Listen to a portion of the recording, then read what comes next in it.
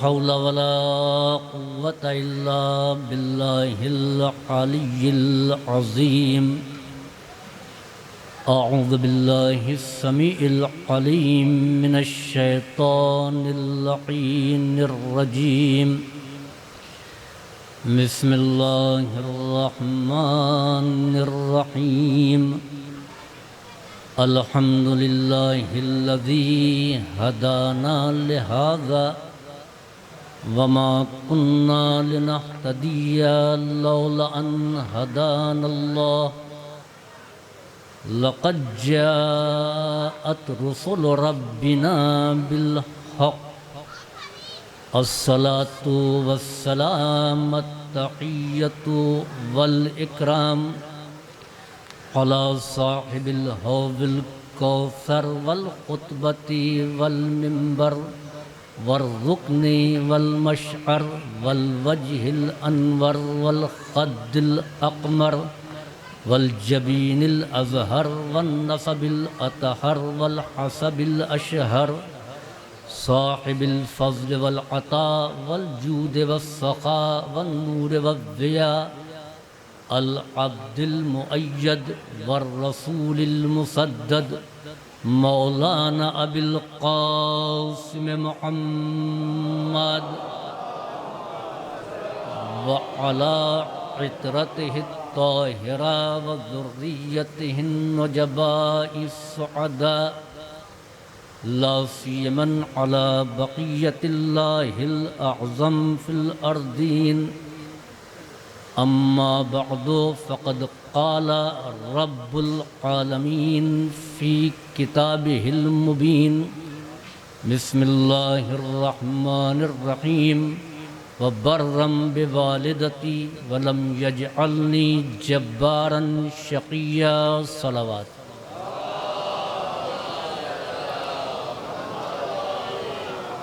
اس کائنات میں پیدا ہونے والا ہر انسان اپنے وجود کے لیے ماں اور باپ دونوں کا محتاج ہے۔ صرف ابتدائے آفرینش میں دو انسان ایسے تھے جو اپنے وجود کے لیے ماں اور باپ کے محتاج نہ تھے۔ ایک ابو البشر جناب آدم اور دوسرے جناب حوا، دونوں اپنے وجود کے لیے ماں باپ کے محتاج نہ تھے اور ایک دوسرے سے بے نیاز تھے۔ جس طریقے سے اللہ نے آدم کو بغیر ماں باپ کے پیدا کیا، اسی طریقے سے اللہ نے حوا کو بغیر ماں باپ کے پیدا کیا۔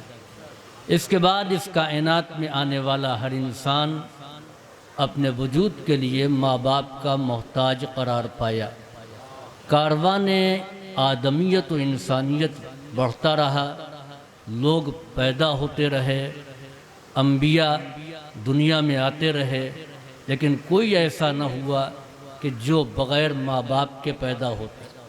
یہ سلسلہ بڑھتا رہا یہاں تک کہ آدم ثانی نوح آئے، ابراہیم آئے، موسیٰ آئے، لیکن جب جناب عیسیٰ اس کائنات میں آئے تو اللہ نے ان کو بغیر باپ کے پیدا کیا۔ یعنی یہ اپنے وجود میں باپ کے محتاج نہیں تھے لیکن ماں کے محتاج تھے۔ بغیر ماں کے اللہ نے عیسیٰ کو نہیں خلق کیا۔ جناب عیسیٰ مقام فخر میں کہتے ہیں وَبَرًّا بِوَالِدَتِي، اللہ نے مجھے میری ماں کا فرما بردار بنایا ہے، اطاعت گزار بنایا ہے۔ عیسیٰ کون؟ جو نبوت کے منصب پر فائز ہیں، رسالت کے مقام پر فائز ہیں، ابدیت کا مخصوص شرف ان کو ملا ہے۔ عیسیٰ وہ ہیں جو صاحب کتاب ہیں لیکن کسی بات پر فخر نہیں کرتے کہ مجھے نبی بنایا گیا ہے یا میں صاحب کتاب ہوں، میں صاحب شریعت ہوں۔ فخر کر رہے ہیں کہ وہ برم بوالدتی، مجھے میری ماں کا فرما بردار بنایا ہے خدا۔ میں اپنی ماں کا اطاعت گزار ہوں، میں اپنی ماں کا فرما بردار ہوں۔ اور پھر اس کے بعد میں آیت کا اگلا فقرہ وَلَمْ يَجْعَلْنِي جَبَّارًا شَقِيًّا، مجھے نہیں بنایا جبار و شقی۔ اس کے معنی یہ ہیں کہ جو ماں کا فرما بردار نہ ہو، ماں کا نافرمان ہو، وہ یا جبار ہوگا یا شقی ہوگا، اور دونوں کا انجام جہنم ہے۔ قرآن کریم کی آیات اس طرف رہنمائی کرتی ہیں۔ تو عزیزوں، انسان ماں اور باپ دونوں کا محتاج ہے، اور یہی وجہ ہے کہ شریعت نے دونوں کو قابل احترام قرار دیا ہے، دونوں کو محترم بنایا ہے، لیکن اس کے ساتھ ساتھ کہ کس کا مقام کیا ہے اس کی بھی وضاحت کر دی۔ ہم جو سفر حیات کو طے کرتے ہیں، اس میں باپ کا حصہ کیا ہے اور ماں کا حصہ کیا ہے؟ انسان جب اس کائنات میں آتا ہے تو باپ کا نور نظر بھی ہوتا ہے، ماں کا لخت جگر بھی، لیکن دونوں کے ساتھ کتنا ساتھ رہتا ہے؟ باپ کے صلب میں بھی ہے اور ماں کے رحم میں بھی۔ باپ کے صلب میں چند ساعتوں رہتا ہے اور ماں کے رحم میں 270 دن۔ عزیزوں، 270 دن شکم مادر میں رہتا ہے، تب اپنے سفر حیات کو طے کرتا ہے۔ اب جو یہ سفر حیات شروع ہوا، اس میں کتنا تعلق باپ سے ہے اور کتنا تعلق ماں سے ہے۔ جیسے ہی نطفہ رحم مادر میں منتقل ہوا، اب اس کا کوئی تعلق باپ سے نہیں رہ گیا، نہ باپ کے اٹھنے سے، نہ بیٹھنے سے، نہ سونے سے، نہ جاگنے سے، نہ کھانے سے، نہ پینے سے، نہ خیالات سے، نہ صحت سے، نہ مرض سے، نہ موت سے، نہ حیات سے۔ باپ مر بھی جائے گا تو ماں تنہا 9 مہینے کے سفر حیات کو پورا کرا دے گی۔ یہ سفر حیات ماں تنہا پورا کرا دے گی۔ عزیزوں، اب تعلق کس سے ہے؟ ماں سے ہے۔ ماں کے اٹھنے، بیٹھنے، سونے، جاگنے۔ حد یہ ہے کہ ماں کے خیالات کا اثر بھی کردار پر پڑتا ہے۔ ماں کی غذا جیسی ہوگی وہ اثر بھی کردار میں آئے گا۔ اگر غذا پاک و پاکیزہ ہے، طیب و طاہر ہے، تو کردار بھی ویسا ہی بنے گا۔ اگر غذا اچھی نہیں ہے تو اس کا اثر آنے والے کے کردار پر مرتب ہوگا۔ اب یہ جو سفر طے کر رہا ہے عدم سے وجود کی طرف، نہ ہونے سے ہونے کی طرف، تو یہ پوری کائنات ماں کے وجود سے حاصل کر رہا ہے۔ ماں نے جو غذا کھائی اس سے ہڈیاں بنی، گوشت و پوست بنے، یعنی نظام جسمانی کو اس نے ماں کے وجود سے حاصل کیا۔ ماں کے وجود سے حاصل کر کے اس کائنات میں آ رہا ہے۔ ماں نے اس کو تکمیل کے مرحلے تک پہنچایا، اور یہ فطرت ہے کہ جس کے ساتھ انسان زیادہ رہتا ہے اس سے زیادہ مانوس رہتا ہے۔ یہی وجہ ہے کہ پیدائش کے بعد دن بھر کا تھکا ہارا باپ بھی ہے، دن بھر کی تھکی ہاری ماں بھی ہے۔ باپ ایک مرتبہ 2 مرتبہ کے بعد پہلو بدل کے سو جائے گا، لیکن بچے کے بے چین ہونے کے بعد ماں اٹھ کر کے بیٹھ جائے گی، ماں اس کو سینے سے لگا لے گی۔ کیوں؟ اس لیے کہ مانوسیت ماں سے زیادہ ہے، اس کے وجود کا حصہ وہ ہے۔ عزیزوں، یہ بعض ماہرین نفسیات نے یہ کہا کہ اگر بچہ بہت بے چین ہو رہا ہو، اس کو سکون نہ مل رہا ہو، اس کو قرار نہ مل رہا ہو، اس کو چین نہ مل رہا ہو، تو ماں کو چاہیے کہ وہ اپنے بائیں پہلو سے اس کو لگا لے۔ بچے کو سکون مل جائے گا، قرار آ جائے گا۔ یہ کیوں؟ اس لیے کہ شکم مادر میں بائیں پہلو کی طرف وہ تھا، لہذا بائیں پہلو سے مانوسیت زیادہ تھی۔ جہاں انس ہوتا ہے، جہاں مانوسیت ہوتی ہے، وہاں سکون ملتا ہے۔ تو ماں کا وجود ایک ہے، لیکن داہنے اور بائیں پہلو میں فرق ہو گیا، تو یہاں سکون ملے گا، وہاں نہیں سکون ملے گا۔ تو جب ایک وجود کے 2 پہلوؤں میں فرق ہے تو ماں اور باپ کی تربیت میں کتنا فرق ہوگا۔ باپ سب کچھ کر سکتا ہے، ماں کا بدل نہیں بن سکتا ہے، اور یہ عادت مزاج میں ہمارے باقی رہتی ہے، چاہے ہم عمر کی کسی منزل پر چلے جائیں۔ آپ سفر کرتے رہتے ہیں، مختلف جگہوں پر جاتے رہتے ہیں، گھر کے بستر کے عادی ہیں، اپنے کمرے میں گھر کے بستر پر سکون سے نیند آ جاتی ہے، لیکن آپ کسی کے ہاں مہمان ہیں، ایئر کنڈیشن ہے، بہترین فرنشڈ کمرہ ہے، لیکن اس کے باوجود وہ نیند نہیں آتی ہے جو گھر پر آتی ہے۔ کیوں؟ اس لیے کہ مانوسیت نہیں ہے۔ انسان جہاں سے مانوس ہوتا ہے وہاں پر نیند آتی ہے، اور دوسرے یہ کہ لیٹ جانا انسان کے اختیار میں ہے، سو جانا اختیار میں نہیں ہے۔ اگر سو جانا اختیار میں ہوتا تو یہ مہنگی ٹیبلٹ نہ خریدنا پڑتا۔ شکر ادا کیجئے کہ اللہ نے آپ کو نیند دی ہے، ورنہ ان تمام افراد سے پوچھئے کہ جن کے پاس دولت کا انبار ہے مگر نیند جیسی نعمت سے محروم ہے۔ تو نیند وہاں آتی ہے جہاں سے انسان مانوس ہے، اور اس کا تعلق کیفیت نفس سے ہے۔ اگر نفس مضطرب ہوگا تو نیند نہیں آئے گی، نفس مطمئن ہوگا تو نیند آئے گی۔ تو پہلی بات یہ ہے کہ مانوسیت یہاں پر ہے، وہاں پر نیند آتی ہے۔ اب مجھے نہیں معلوم کہ علی بستر پیغمبر سے کتنا مانوس تھے۔ کبھی نہ سونے والا علی جو ساری رات کبھی نہ سویا ہو، بستر رسول پر ایسی چین کی نیند سوئے کہ پوری حیات ایسی نیند علی نہیں سوئے۔ اور کیوں نہ سوتے؟ اس لیے کہ نفس مضطرب ہوگا تو نیند نہیں آئے گی، نفس مطمئن ہوگا تو نیند آئے گی۔ علی وارث نفس مطمئنہ تھے۔ صلوات بھیجئے بر محمد و آل محمد۔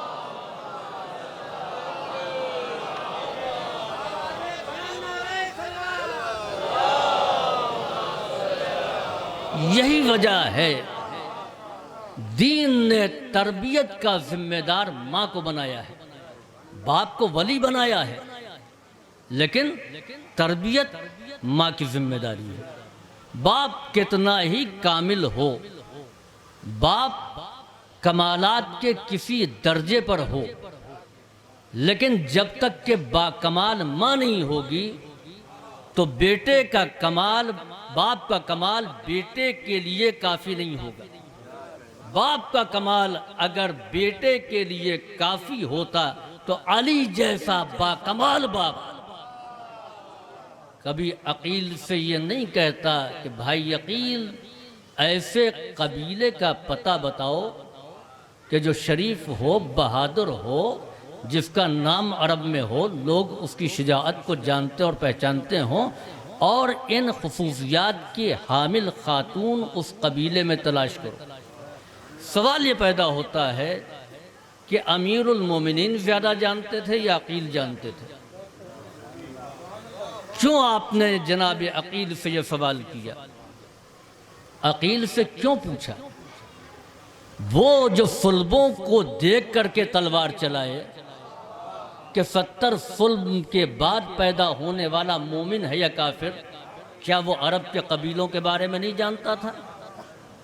عرب کے قبائل کے بارے میں امیر المومنین عقیل سے زیادہ جانتے تھے، مگر ہم کو متوجہ کرنا تھا، اور یہ اس لیے متوجہ کرنا تھا کہ جب کسی چیز کو پوچھنا ہے یا سمجھنا ہے تو اس سے سمجھو جو اس فن کا ماہر ہو۔ عقیل ماہر انصاب عرب تھے، لیکن ہم کہاں جا رہے ہیں؟ ہم دین ان سے سمجھنے لگے ہیں جو دین کی دال سے واقف نہیں ہیں۔ منبر پر ان کو لانے لگے ہیں کہ کربلا وہ سمجھائیں کہ جنہوں نے کربلا کے کاف کا بھی مطالعہ نہیں کیا ہے۔ مجلس ہر شیعہ کو پڑھنا چاہیے، ہر ایک کو ذاکر ہونا چاہیے، اس لیے کہ اگر سب مجلس نہیں پڑھیں گے تو مجلسیں نہیں ہو سکتی ہیں، اتنے عالم نہیں ملیں گے۔ لیکن خطیب کو خطیب کی حیثیت سے آپ سنیں، اگر کوئی ذاکر کی حیثیت سے آ کر کے بیان کرتا ہے تو اس کو بھی ثواب ملے گا، سننے والے کو۔ خرابی کہاں آتی ہے؟ خرابی وہاں آتی ہے کہ جب خطیب عالم بن کر کے اپنے نظریات پیش کرتا ہے، کبھی تقلید کو متاثر کرتا ہے، کبھی بے عملی کی طرف دعوت دیتا ہے، وہیں سے ساری خرابی ہے۔ میں بطور جملہ معترضہ ایک واقعہ سنا دوں کہ بنی اسرائیل کے ایک نبی کے عہد کا واقعہ۔ ہرنوں نے آ کر کے نبی خدا سے شکایت کی کہ ہماری نسلیں ختم ہو رہی ہیں، یہ شکاری ہمارا شکار کر رہے ہیں۔ نبی خدا نے ان سے یہ کہا کہ شکار جائز ہے، حرام نہیں ہے، ان کی روزی روٹی ہے، تم اپنی حفاظت خود کیوں نہیں کرتے؟ کہا ہم کو ان کے شکار کرنے پر اعتراض نہیں ہے، ان کی روزی روٹی ہے، وہ شکار کریں، مگر وہ لباس انبیاء میں آتے ہیں اور ہم دھوکہ کھا جاتے ہیں اور شکار ہو جاتے ہیں۔ یاد رکھیں کہ خطیب ہونے کی حیثیت سے آئے تو قوم اس سے متاثر نہیں ہوگی، یہ عالم بن کر کے اپنے نظریات مسلط کرتے ہیں۔ صلوات بھیجیے بر محمد وآل محمد۔ اور یہاں ماشاءاللہ خطبہ بھی ہیں اور ذاکرین بھی ہیں۔ ایک بات یہ سن لیں کہ منبر کا اصول وہی ہے جو امام سجاد نے سمجھایا۔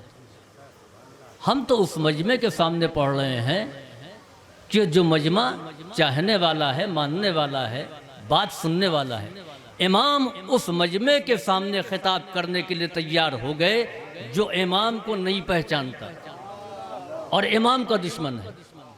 امام یزید سے کہتے ہیں اذن لی حتی اسعد علی هذه الاعواد، اجازت ہے کہ میں ان لکڑیوں پر جاؤں؟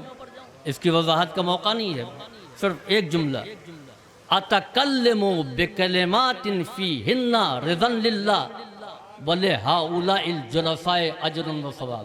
میں منبر پر جا کر کے وہ باتیں بیان کروں جو رضائے خدا کا سبب بنے، جس سے خدا خوش ہو اور سننے والے کو ثواب ملے، سننے والے کو ثواب ملے۔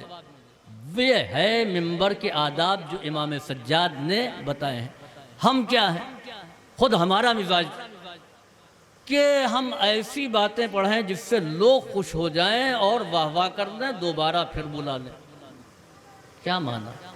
خدا کے لیے منبر پر آئیے، لوگ واہ واہ کریں یا نہ کریں، بات سن لیں۔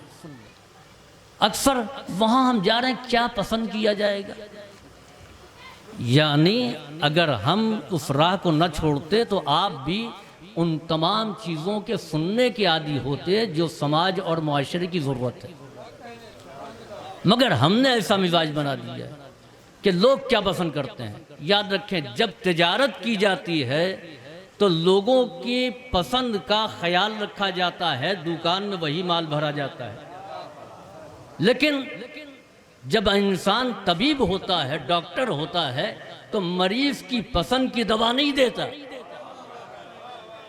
جو ضرورت ہے وہ دوا دیتا ہے۔ لہٰذا ہمارے ذاکرین منبر پر آئیں تو طبیب بن کر کے آئیں۔ صلوات بھیجے بر محمد وآل محمد۔ اور یہ سوال سب سے کیا جائے گا، ہم سے پوچھا جائے گا کہ تم منبر پر گئے تھے اپنی شہرت کے لیے گئے تھے یا دین خدا کو سمجھانے کے لیے گئے تھے؟ مدارس میں اتنا وقت گزارا ہے تو کس لیے؟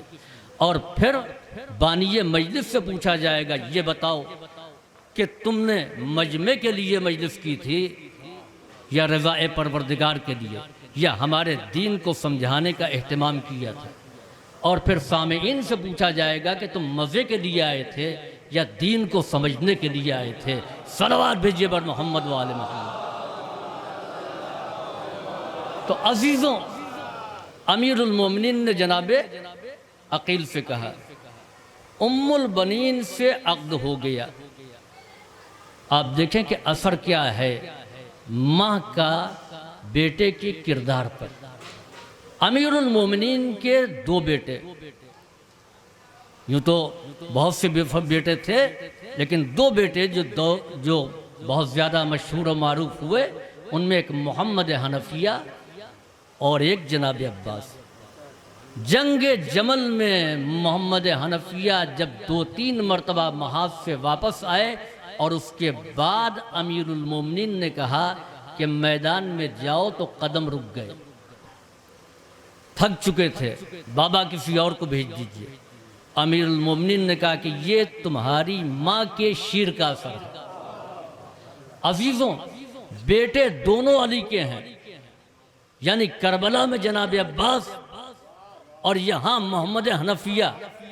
باپ ایک ہے، باپ با کردار ہے، با عظمت ہے، لیکن ماؤں کے مختلف ہو جانے سے بیٹوں کے کردار میں فرق ہو گیا۔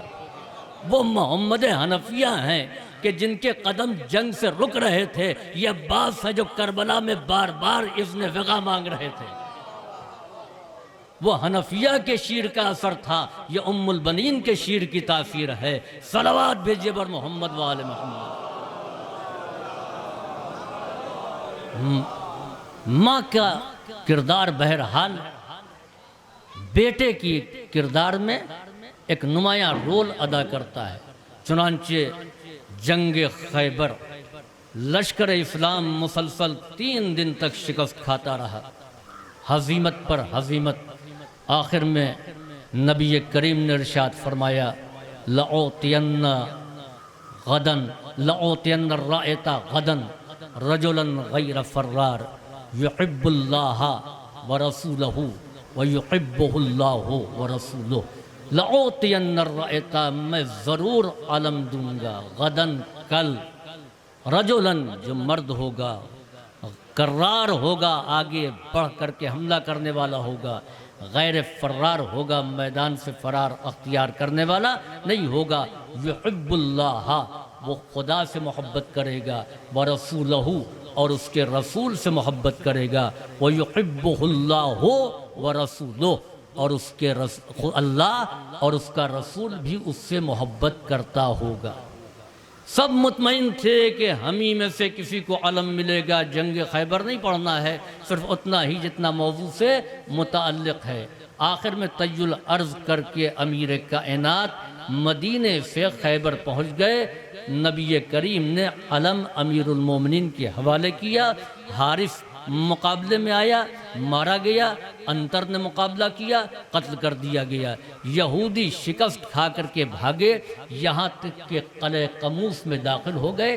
امیر المومنین نے پتھر پر علم کو نصب کر دیا، قلعہ قموس کے سامنے جا کے کھڑے ہو گئے۔ لشکر اسلام امیر المومنین کے ہمراہ، یہودیوں کے چہرے پر موت کے آثار، مرحب سے گھبرا کے کہا کہ مسلمانوں کا لشکر یہاں تک آ گیا، کیا ہو گیا؟ کیا نئی فوج مدینے سے آ گئی ہے؟ آج شکست کھانے والوں میں اتنا حوصلہ کہاں سے آ گیا کہ وہ قلعہ قموس تک آ گئے؟ حارث کہاں ہے؟ اس سے کہو جا کر کے مقابلہ کرے، کہو مارا گیا۔ انتر کہاں ہے؟ کہا قتل ہو گیا۔ کہا لشکر بدلا؟ کہا نہیں، لشکر نہیں بدلا ہے، علمدار بدلا ہے۔ عزیزوں، اس کے معنی یہ ہیں کہ قوم میں کمی نہیں ہے، قیادت میں کمی ہے۔ اگر قیادت صحیح ہو تو وہ قوم کو جری بنا دیتی ہے، بہادر بنا دیتی ہے۔ کل تک کے بھاگنے والے آگے بڑھ کر کے حملہ کرنے والے بن گئے۔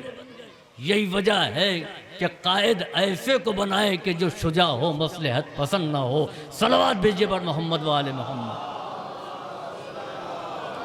چنانچہ مرحب نکلا قلعے سے، ہوت پہنا، زرہ پہنی، جوشن باندھا، نیزے لیے، تیر و کمان کو لیا، 2 تلواروں کو لیا اور رجف خوانی کرتا ہوا آیا۔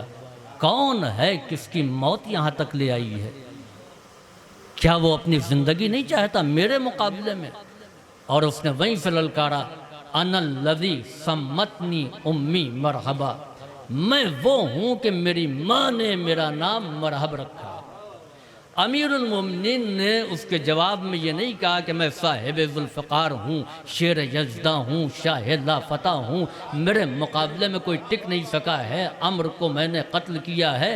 نے اسی انداز میں جواب دیا کہ انا الذی سمتنی امی حیدرہ، مرحب تیرا یہ اعلان ہے کہ انا الذی سمتنی امی مرحبا، تو سن لے کہ انا الذی سمتنی امی حیدرہ، تیری ماں نے تیرا نام مرحب رکھا ہے تو میری میری ماں نے میرا نام حیدر رکھا ہے۔ تو اب یہ جنگ خیبر دو پہلوانوں کی جنگ نہیں تھی، دو سورماؤں کی نبرد آزمائی نہیں تھی، دو جنگجوؤں کی لڑائی نہیں تھی، بلکہ دو ماؤں کے کردار کا ٹکراؤ تھا۔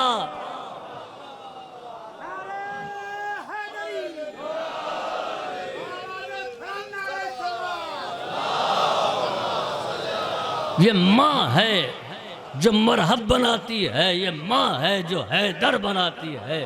صلوات بھیجیے بر محمد و آل محمد۔ یقیناً ماں اور باپ دونوں قابل تعظیم ہیں، قابل احترام ہیں، لیکن دونوں کی عظمت میں فرق کیا ہے؟ چنانچہ ایک شخص نبی کریم کے پاس آیا اور اس نے آ کر کے کہا، اللہ کے رسول، میں کار خیر کرنا چاہتا ہوں، میں نیکی کرنا چاہتا ہوں، آپ بتائیے کہ عباد الرحمن میں ہم کس کے ساتھ نیکی کریں؟ پیغمبر نے جواب دیا، امک، اپنی ماں کے ساتھ تم نیکی کرو۔ یعنی خدا کے بندوں میں سب سے زیادہ حق اگر کوئی رکھتا ہے تو ماں ہے۔ اس نے سوال کیا، نبی نے جواب دے دیا، خاموش ہو جانا چاہیے۔ پھر اس نے سوال دہرایا، میں کار خیر کرنا چاہتا ہوں، حضور آپ بتائیں کس کے ساتھ میں کار خیر کروں؟ نبی کریم نے کہا، امک، اپنی ماں کے ساتھ کار خیر کرو، ان کے ساتھ نیکی کرو۔ تیسری مرتبہ پھر اس نے وہی سوال دہرا دیا اور پیغمبر نے وہی جواب دیا۔ یعنی 3 مرتبہ سوال بھی ایک ہے، جواب بھی ایک ہے۔ چوتھی مرتبہ پھر اس نے وہی سوال کیا، یعنی سوال نہیں بدلا، مگر پیغمبر نے اس مرتبہ جواب بدل دیا۔ پیغمبر کہتے ہیں، اباک، اپنے باپ کے ساتھ نیکی کرو۔ 4 مرتبہ سوال ایک ہی ہے، 4 سوال میں سے جواب 3 مرتبہ ایک اور چوتھی مرتبہ جواب بدلا۔ امیر المومنین باب شہر علم ہے، انہوں نے ایک سوال کا مختلف جواب دیا۔ 10 سائل تھے، سوال ایک تھا اور 10 کو مختلف انداز سے جواب دیا۔ تو رسول تو شہر علم ہے، سوال ایک تھا، جواب بدل کے دیتے نہیں، نبی کریم نے جواب ایک ہی دیا۔ یہ تو ہماری ظاہری نگاہیں دیکھتی ہیں، اگر غور کیا جائے، تفکر کیا جائے تو معلوم یہ ہوگا کہ سوال تو ایک تھا، جواب ہر مرتبہ مختلف تھا۔ اور وہ کیسے؟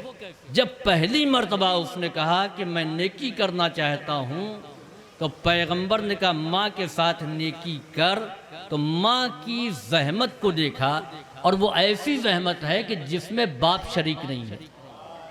حملت ہو امہ کرہا، اس کی ماں نے اس کے حمل کو بڑی ہی پریشانیوں کے ساتھ اٹھایا۔ 9 مہینے ہماری ماں نے میرے وزن کو اٹھایا۔ بہت ہی مشکل امر ہے کہ کسی بوجھ کو مسلسل آپ اٹھائے رہیں۔ 200 گرام کا وزن ہو اور یہ کہا جائے کہ آپ اس کو اپنے سے جدا نہ کریں تو آپ کے لیے مشکل ہو جائے گا۔ حتیٰ کہ یہ ہلکا سا چشمہ بھی آپ اتار کر کے رکھ دیتے ہیں، اتنا وزن بھی نہیں برداشت کر سکتے۔ یہ ماں ہے کہ جس نے اٹھتے بیٹھتے سوتے جاگتے 9 مہینے تک ہمارے وزن کو اٹھایا۔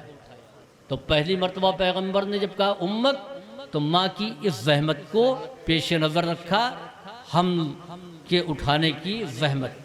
دوسری مرتبہ جب اس نے سوال کیا تو نبی کریم نے کہا امک، اپنی ماں کے ساتھ نیکی کرو۔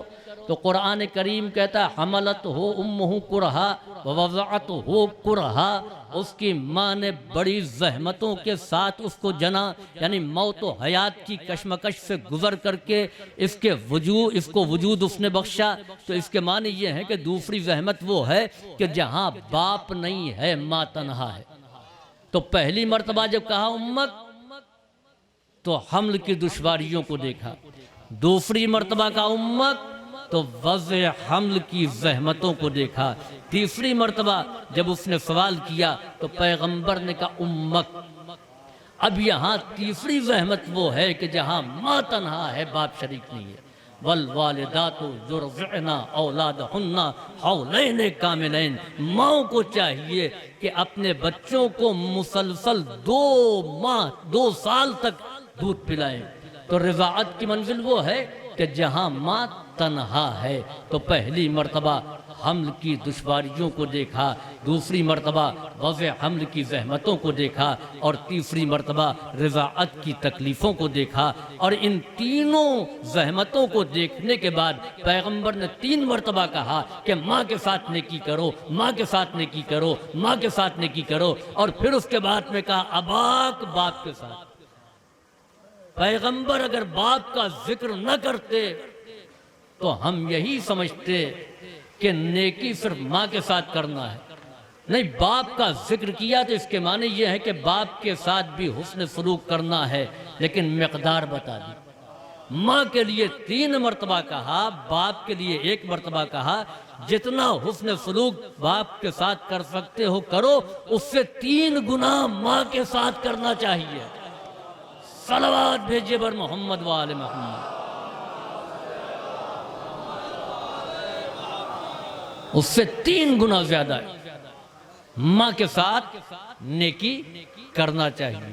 چنانچہ ماں کی تربیت کا اثر بیٹوں کے کردار میں کس طریقے سے آتا ہے؟ علامہ سید رضی جامع نہج البلاغہ اور سید مرتضیٰ کون نہیں واقف ہے ان سے؟ یہ فقاہت کے بلند منزل پر آسمان علم کے درخشاں ستارے اور ان کے استاد شیخ مفید علیہ الرحمہ علماء موجود ہیں۔ خواب دیکھا شیخ مفید نے کہ جناب زہرا امام حسن اور امام حسین کی انگلیاں پکڑ کر کے آئیں اور ان سے کہا یا شیخ علمہم الفقہ، ان دونوں کو فقہ کی تعلیم دو۔ بیدار ہوئے تو بستی کی ایک سیدانی اپنے 2 بچوں کو لے کر کے آئیں۔ شیخ کو تعبیر مل گئی، بڑی محنت سے تربیت کیا۔ دونوں بیٹے اس سیدانی کے کمال علم اور کمال تقوی کی منزل پر فائز ہوئے۔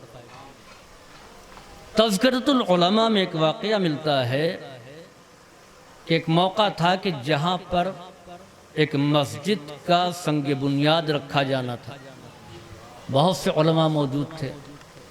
اب یہ ہوا کہ ان سے کہیں، ان سے کہیں، ان سے کہیں، ایک اعلان ہو گیا کہ بنیاد وہ رکھے گا جس سے واجب چھوٹا نہ ہو اور حرام کا ارتکاب نہ کیا ہو۔ بحمداللہ بہت سے علماء ہیں، سب کھڑے ہو گئے، مسئلہ حل نہیں ہوا۔ اب شرط کو مشکل بنائے گیا کہ جس نے کسی مستحب کو بھی نہ چھوڑا ہو اور مکروہ کا ارتکاب بھی نہ کیا ہو۔ کمال نفس اور طہارت نفس کی یہ منزل، پہلی منزل ہے واجبات پر حرام سے اپنے کو روکے، واجبات پر عمل کرے۔ دوسری منزل طہارت نفس کی یہ ہے کہ مستحبات پر عمل کرے اور مکروہات سے بھی روکے۔ یہ ناممکن تو نہیں، مشکل ضرور ہے۔ اس کے بعد کی منزل یہ ہے کہ اپنے آپ کو ان باتوں سے بھی روکے کہ جو مکروہ نہیں ہے مگر اس کا ترک کر دینا بہتر ہے، جس کو ترک اولا کہتے ہیں۔ اولا مانے بہتر، ترک کے مانے چھوڑ دینا۔ یہ وہ منزل ہے کہ جہاں پر بہت سے انبیاء بھی نہیں پہنچ سکے، اور قرآن کریم میں اس قسم کے واقعات ہیں۔ مگر اس منزل پر پہنچنا بھی ناممکن نہیں ہے، مشکل ہے، ناممکن نہیں ہے، اور اس منزل پر پہنچے۔ 2 شخصیتیں تو ایسی ہیں کہ جو معصوم نہیں ہیں مگر وہ اس منزل پر پہنچی، ایک جناب عباس اور دوسرے جناب زینب۔ دامن پر ترک اولا بھی نہیں ہے۔ اب ان کو معصوم کہا جائے یا غیر معصوم؟ غیر معصوم کہیں تو ترک اولا بھی نہیں ہے، معصوم کہیں تو یہ امام حسین اور ان کی عصمت میں فرق کیا رہ جائے گا؟ عزیزوں، اس منزل پر پہنچنا ممکن تو ہے، لیکن دو کمزوریاں ایسی ہیں کہ جس سے معصومین کے علاوہ کوئی بھی نہیں بچ سکتا۔ ایک یہ کہ نسیان، بھول جانا، اگر بھول گیا تو مستحب بھی بھول سکتا ہے، بھولے سے کسی مکروہ کا ارتکاب کر سکتا ہے، اور دوسرے اگر حالت بیداری میں اپنے آپ کو بچا لیا تو عالم خواب میں نہیں بچا پائے گا۔ معصوم کا نفس وہاں نہ نسیان ہوتا ہے اور نہ حالت خواب کی کمزوریاں، بلکہ ان کا سونا بھی اتنا بیداری رکھتا ہے کہ یہ سو کر کے مرضی پروردگار کا سودا کر لیتا ہے۔ تو یہ منزل ہے طہارت نفس کی۔ تو علماء میں یہ لوگ اس منزل پر فائز رہے۔ چنانچہ جب یہ اعلان ہوا کہ جس سے ترک اولا بھی نہ ہوا ہو، تو یہ دونوں بھائی کھڑے رہے، اور شاید میں نے جہاں تک دیکھا ہے کہ سید رضی کھڑے رہے اور سید مرتضیٰ بیٹھ گئے، لیکن جب مستحبات اور مکروہات کی بات آئی تو دونوں بھائیوں نے کہا کہ ہم سے نہ مستحب چھوٹا ہے نہ مکروہ کا ارتکاب ہوا ہے۔ یہ منزل جب ماں سے پوچھا گیا کہ بی بی کیا کہنا، آپ کے بچے اس مقام پر ہیں، اس منزل پر ہیں، تو انہوں نے جواب دیا کہ یہ میری تربیت کا اثر ہے، بغیر وضو کے کبھی میں نے ان کو دودھ نہیں پلایا۔ جب ماں اس انداز میں تربیت کرتی ہے تو بیٹے سید رضی اور سید مرتضیٰ بنتے ہیں۔ صلوات بھیجئے بر محمد و آل محمد۔ امام جعفر صادق علیہ السلام کا پیغام ہمارے اور آپ کے نام۔ امام فرماتے ہیں کہ من وجد فی قلبہ برد حبنا فلیکثر دعاء لأمہ۔ تم میں سے جو بھی ہماری محبت کی ٹھنڈک اپنے دل میں پاتا ہے، اس کو چاہیے کہ اپنی ماں کے حق میں زیادہ دعا کرے۔ محبت میں گرمی پائی جاتی ہے، ٹھنڈک؟ معصوم صاحب ادیب موجود ہیں، یہ بتائیں کہ محبت میں گرمی ہے یا ٹھنڈک؟ شعراء نے کہا محبت آگ ہے، آتش جگوالا ہے، شعلہ ہے، جلا کر کے خاکستر کر دینے والی ہے۔ شارف صاحب فارسی ادب کے ادیب ہیں، یہ بتائیں کہ فارسی شعراء نے بھی محبت کو آگ سے تعبیر دیا ہے، محبت کو شعلہ کہا ہے، محبت کو آتش کہا ہے، تو ہر جگہ محبت کی تعبیر گرمی سے کی گئی ہے۔ اور عربی زبان میں بھی ایسا نہیں ہے کہ عربی میں محبت کی تعبیر ٹھنڈک سے کی گئی ہو، عربی شعراء بھی یہی کہتے ہیں۔ چنانچہ عرب کا مشہور شاعر، اور ماشاءاللہ بہت سے افراد اس میں بیٹھے ہوئے ہیں جنہوں نے متنبی کو اچھی طریقے سے پڑھا ہے اور ہمارے سامنے ہے، وہ کہتا ہے عزل العوازل حولا قلب التائہی وحول احبت من ہو فی سودائہی۔ عزل العوازل، عزل ملامت، ملامت کرنے والوں کی ملامتیں، حولا ارد گرد، قلب التائہی ہمارے متحیر دل کے ارد گرد ہے۔ عزل العوازل حول قلب التائہی وحول احبت من ہو فی سودائہی، اور دوستوں کی محبت سودائے قلب میں ہے۔ ملامت کہاں ہے، نصیحت کہاں ہے؟ دل کے ارد گرد۔ دل میں کیا ہے؟ حول احبہ، دوستوں کی محبت۔ اب اگلے شعر میں کہتا ہے یشک الملام الی اللوائم حرہو، ملامتیں ملامت کرنے والے سے اس کی گرمی کی شکایت کرتی ہیں، یسدو وہ رک جاتی ہیں، حینا یلمنا جب ملامت کی جاتی ہے، ان برہائی برہا وہ گرمی ہے جو ناقابل برداشت، اس کی شدید ترین گرمی سے وہ رک جاتی ہے۔ نصیحت کیوں نہیں عمل کرتی ہے؟ اس لیے کہ دل تک پہنچتی نہیں ہے، اور دل تک کیوں نہیں پہنچتی؟ کیونکہ وہاں محبت کی تپش ہے۔ تو عربی زبان کا شاعر بھی کہتا ہے کہ محبت میں گرمی پائی جاتی ہے، محبت میں تپش پائی جاتی ہے۔ فارسی زبان کا شاعر بھی یہی کہتا ہے، اردو زبان کا بھی یہی شاعر کہتا ہے، اور امام فرماتے ہیں کہ محبت میں ٹھنڈک پائی جاتی ہے۔ من وجدہ فی قلبہ برد حبنا، کہ جس نے ہماری محبت کی ٹھنڈک اپنے دل میں پائی، فَلْيَكْفُرْ دُعَاءً لِأُمِّهِ، تو اس کو چاہیے کہ اپنی ماں کے حق میں زیادہ دعا کرے۔ تو امام کہتے ہیں محبت میں ٹھنڈک پائی جاتی ہے۔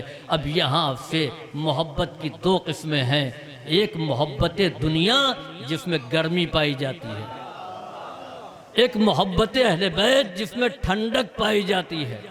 محبت دنیا دل کو جلا دیتی ہے، محبت اہل بیت دل کو جلا دیتی ہے۔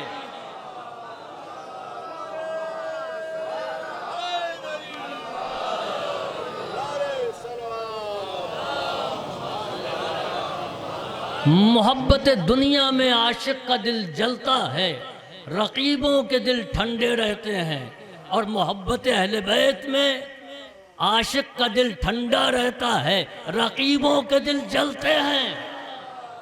صلوات بھیجئے بر محمد و آل محمد۔ عزیزوں، ماں کی عظمت سے متعلق ایک واقعہ آپ کا سنا ہوا ہے، مجھے صرف اشارہ کرنا ہے۔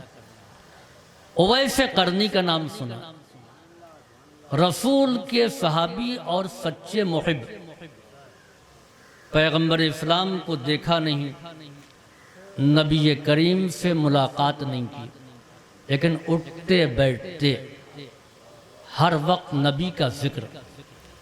نبی کریم نے یہ فرمایا، اس کے متعلق یہ کہا، لکھ بھی لیتے ہیں اور ماں کو آ کر کے سناتے ہیں۔ ماں نے کہا کہ تم ہر وقت نبی کو یاد کرتے ہو، ان سے بڑی محبت کرتے ہو، تو تم ان سے جا کر کے مل کیوں نہیں لیتے؟ کہا اماں ان سے ملنے میں نہیں جاؤں گا۔ کہا تم دعویٰ محبت کا کرتے ہو اور ملنے نہیں جاؤ گے؟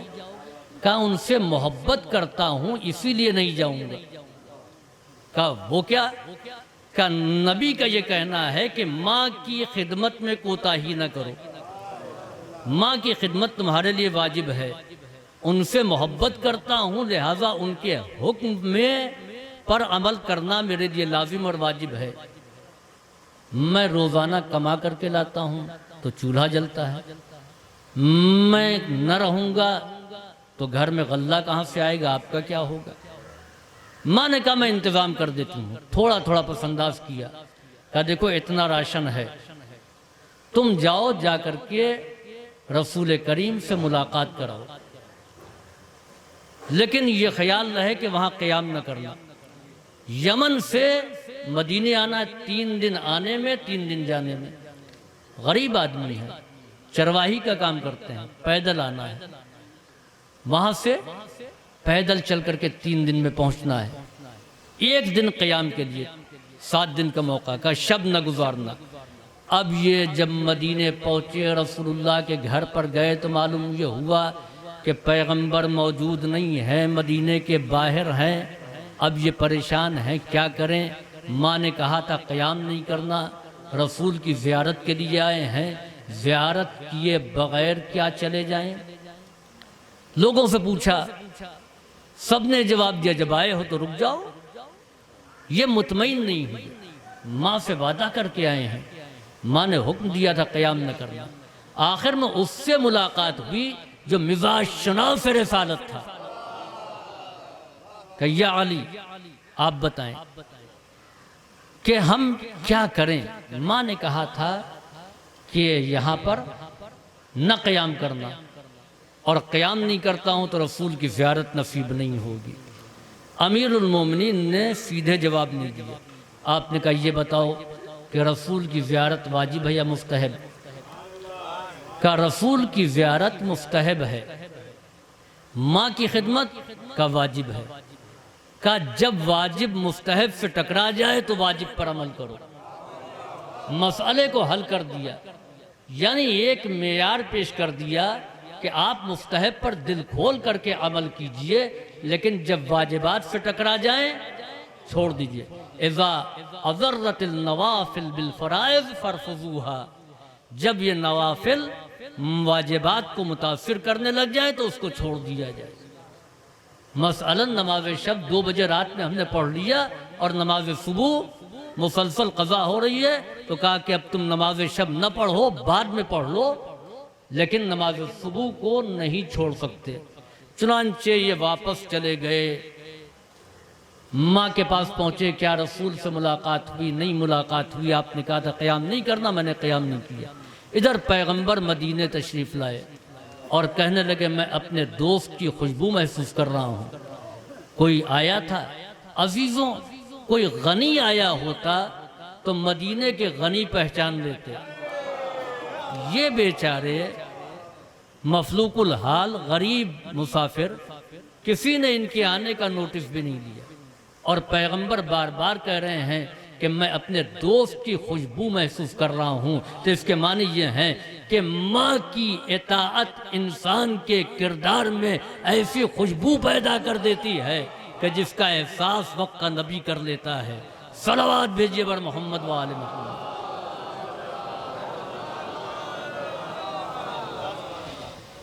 پیغمبر نے کو انہوں نے دیکھا نہیں، پیغمبر نے کہا میرا زائر آیا تھا، تو اس کے معنی یہ ہیں کہ زیارت کے لیے ملاقات شرط نہیں ہے، دیکھنا شرط نہیں ہے۔ ہو سکتا ہے کہ جو دیکھ رہا ہو وہ زائر نہ ہو، اور جس نے نہیں دیکھا ہے وہ زائر ہو۔ ابو لہب اور ابو جہل اور ابو سفیان پیغمبر اسلام کو دیکھتے رہے، یہ ظاہر رسول نہیں ہے۔ اویس نے نہیں دیکھا، ظاہر کہلائے۔ امام کو دیکھ لینا کوئی بہت بڑا کارنامہ نہیں ہے۔ چنانچہ آیت اللہ بہجت سے کسی نے پوچھا کہ کیا ہم اپنے امام کو دیکھ سکتے ہیں؟ تو انہوں نے کہا کوئی بڑی بات نہیں ہے، شمر بھی اپنے امام زمانہ کو دیکھ رہا تھا۔ معرفت کے ساتھ دیکھنا۔ تو عزیزوں، یہ ہے ماں کی عظمت، یہ ہے ماں کا مقام، یہ ہے ماں کا مرتبہ۔ چنانچہ پیغمبر اسلام کے پاس ایک شخص آیا اور اس نے آ کے کہا کہ اللہ کے رسول، میں نے ایک نظر مانی ہے، جنت کی چوکھٹ کا میں بوسہ دوں گا۔ واقعی آپ کے سامنے سنا ہوا ہے، پھر نتیجہ پیش کرنا ہے۔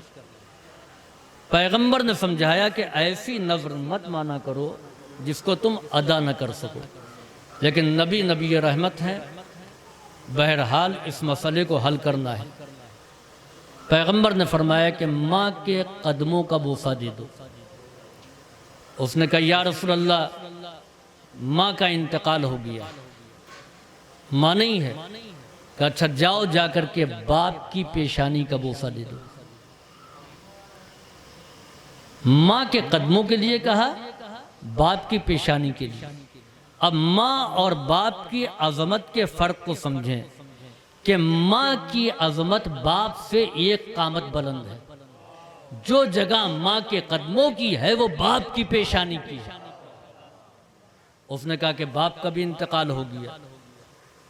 پیغمبر نے کہا جاؤ، جا کر کے قبروں کا بوسہ دو۔ ماں کے پایتی، باپ کے سرہانے کا وہ بھی نہیں معلوم، بچپنے میں انتقال ہوا تھا، کہاں قبر ہے یہ بھی نہیں معلوم۔ تب پیغمبر نے کہا 2 قبروں کے نشان بناؤ، ایک کو باپ کی قبر فرض کر لو، دوسرے کو ماں کی قبر۔ میں کہوں گا یا رسول اللہ، یہ تو قبر نہیں ہے نا، شبیہ ہے، اور شبیہ بنانا تو بدعت ہے۔ پیغمبر جواب دیں گے کہ نسبت سے عظمت پیدا ہو جاتی ہے، اگر نسبت دے دی ہے تو خود بخود وہ شے لائق تعظیم بن جائے گی۔ صلوات بھیجیے بر محمد و آل محمد۔ عزیزوں، اپنی گفتگو کو سمیٹتے ہوئے ماں کا مرتبہ کیا ہے اور ماں کا رول بیٹے کی شخصیت کی تعمیر میں کیا ہے۔ صدر امریکہ ابراہیم لنکن کہتا ہے کہ میں اس منصب پر جو پہنچا ہوں تو یہ میری ماں کی محنتوں کا نتیجہ ہے۔ اور پھر آگے کہتا ہے میری ماں دیہات کی ان پڑھ جاہل عورت تھی، اگر وہ پڑھی لکھی ہوتی تو میں جنت کو اسی زمین پر اتار دیتا۔ یہ صدر امریکہ کے جملے ہیں۔ میری ماں جاہل تھی، میرے لیے بے پناہ محنت کی اور مجھے اس مقام تک پہنچایا۔ اگر پڑھی لکھی ہوتی تو میں جنت کو اس زمین پر اتار دیتا۔ یہ اس کا کہنا ہے۔ یہ بہرحال ایک خیال ہے اور ہر ایک کو حق ہے وہ جو چاہے کہہ لے، سوچ لے، مگر ایسا ممکن نہیں۔ مگر واقعاً جس کی ماں ہم رتبہ علم باب شہر علم تھی، اس کے بیٹوں نے اعلان نہیں کیا کہ جنت کو اتار لیتا، جنت کو اتار کے دکھا دیا، جنت کی نعمتوں کو منگا دیا، رضوان جنت کو درزی بنا دیا، فرشتوں کو گہوارہ جنبانی کے لیے بلوا لیا۔ ان کے بیٹوں نے جنت کو اس سرزمین پر اتار کر کے دکھا دیا۔ صلوات بھیجیے بر محمد وآل محمد۔ ماں کی شخصیت کا اندازہ آپ اس بات سے لگائیے کہ دنیا کی 3 اہم ترین ضرورتیں ہیں جو ہر دور میں رہی ہیں، روٹی، کپڑا اور مکان۔ ہر زمانے میں اس کی ضرورت رہی۔ انسان جب ماں کے وجود کا حصہ رہا، یعنی ماں سے جدا نہیں ہوا، ماں کے وجود کے ساتھ ساتھ رہا، تو ان تینوں ضرورتوں سے بے نیاز تھا۔ نہ اس کو وہاں پر روٹی کی ضرورت تھی، مکان، کپڑا، کسی چیز کی نہیں۔ لیکن جیسے ہی ماں کے وجود سے تھوڑا سا فاصلہ ہوا، اس دنیا میں آ گیا، اب اس کو رہنے کے لیے جگہ بھی چاہیے، اب کھانے کے لیے غذا بھی چاہیے، پہننے کے لیے لباس بھی چاہیے۔ یعنی اتنا فاصلہ ہوا تو محتاج ہو گئے۔ ذرا سوچو، ماں نگاہوں سے ہمیشہ کے لیے اوجھل ہو جائے، ماں ہمیشہ کے لیے اس دنیا سے چلی جائے تو محتاجی بڑھ جاتی ہے۔ یہی وجہ ہے کہ جناب موسیٰ جیسے نبی سے ماں کے انتقال پر کہا گیا، اے موسیٰ اب قدم سنبھل کر کے رکھنا، اس لیے کہ وہ ہستی نہیں ہے جو تمہارے لیے دعا کیا کرتی تھی۔ ماں موجود نہیں ہے۔ عزیزوں، قدر نعمت زوال نعمت کے بعد ہوتی ہے۔ یقیناً وہ ماں مومنہ، کنیز سیدہ، اور وہ باپ جس نے اپنے بیٹوں کی تربیت کی۔ ایک بیٹا عالم دین بنا جو خیر جاریہ کا سبب رہے گا اور اس کا سلسلہ قیامت تک جاری رہے گا۔ ماں کے لیے بھی اور باپ کے لیے بھی۔ مولانا کاظم صاحب اور ان کے بھائیوں کے لیے بہت ہی صبر آزما منزل ہے کہ جہاں غم بالائے غم، علم بالائے علم۔ ماں کی جدائی کا صدمہ تھا، باپ نے بھی ساتھ چھوڑ دیا۔ لیکن جب ہم اہل بیت کی تاریخ پر نظر ڈالتے ہیں تو تمام غم ہلکا نظر آتا ہے۔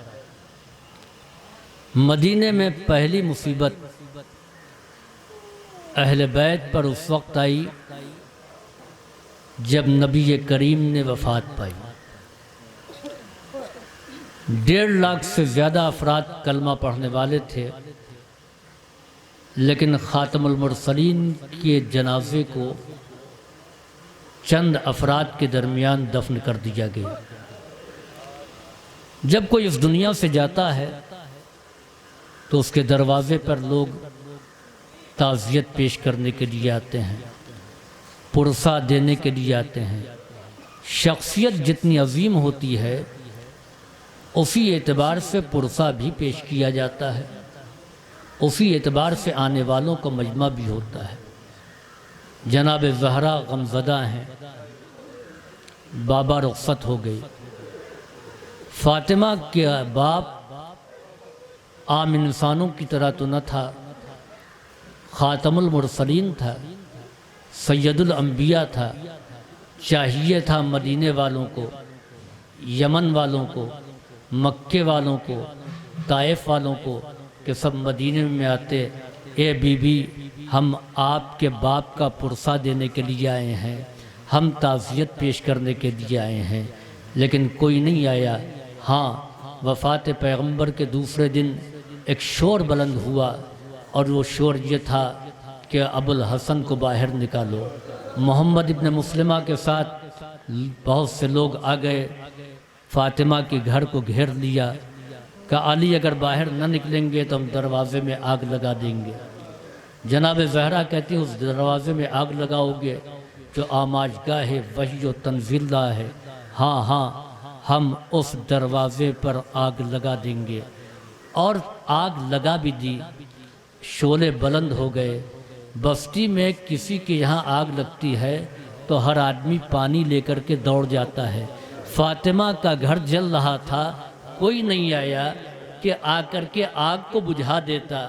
ہاں، اتنا ضرور ہوا کہ جلتا ہوا دروازہ ڈھکیلا گیا، پہلو فاطمہ شکستہ ہوا، جناب محسن کی شہادت ہوئی۔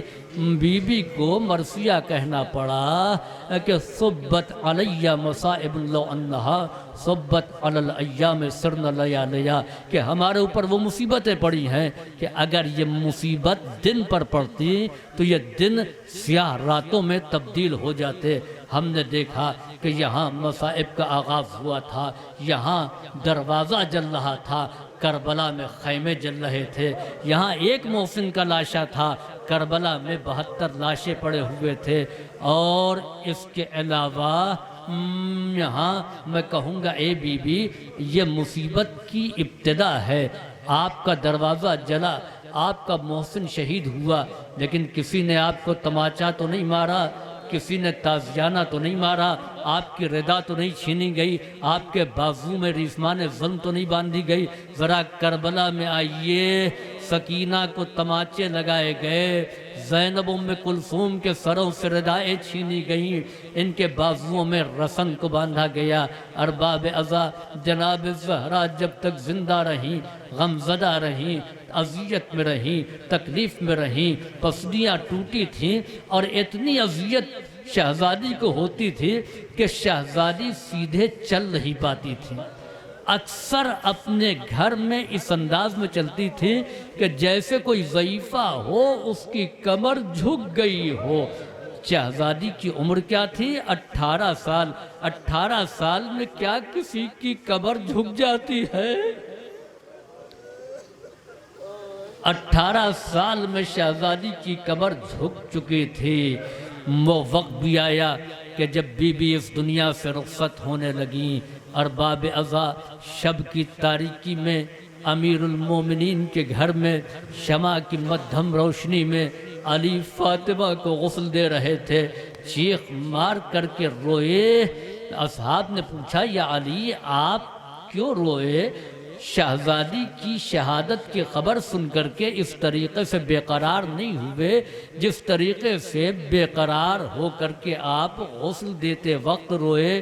امیر کائنات نے جواب دیا، مجھے نہیں بتایا، بی بی نے مجھ سے ذکر نہیں کیا، میں جب غسل دے رہا تھا تو معلوم یہ ہوا کہ 3 پسلیاں ٹوٹ چکی تھی۔ کیا اذیت رہی ہوگی، کیا تکلیف رہی ہوگی۔